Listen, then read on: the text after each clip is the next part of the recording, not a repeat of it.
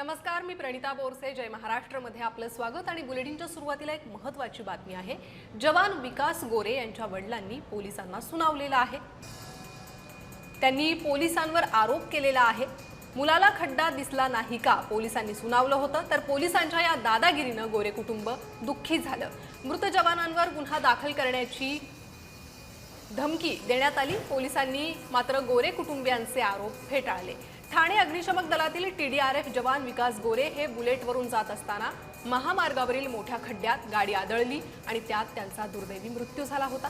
आणि याच अपघात प्रकरणी आता आरोप होत आहेत. अपघाताला जबाबदार असलेल्या ठेकेदारांवर गुन्हा नोंदवा या मागणीसाठी कुटुंबीय शहापूर पोलीस ठाण्यात गेलं होतं. मात्र पोलिसांनी तक्रार नोंदवून घेण्याऐवजी उलट कुटुंबालाच सुनावलं असा आरोप नातेवाईकांनी केलाय.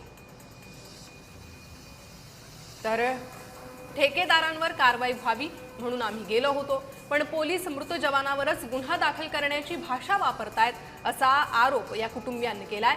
आणि एका बाजूला प्रशासनाच्या निष्काळजीपणामुळे मुलाचा जीव गेला, दुसऱ्या बाजूला न्याय मागण्यासाठी गेल्यास आपल्यालाच आरोपीच्या पिंजऱ्यात उभं केलं असा कुटुंबाचा दावा आहे.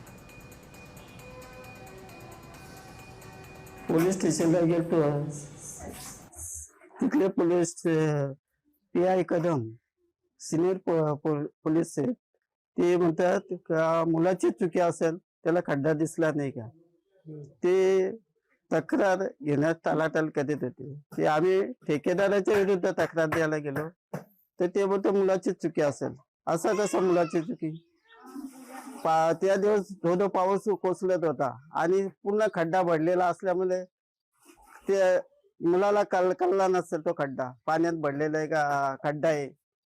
संबंधित ठेकेदारावर गुन्हा नोंद व्हायलाच पाहिजे.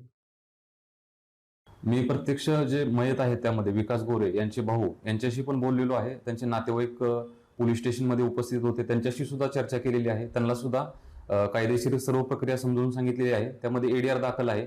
ज्यावेळेस ते पोलीस स्टेशनमध्ये उपस्थित होते त्यावेळेस त्यांनी अशी काही तक्रार केलेली नाही.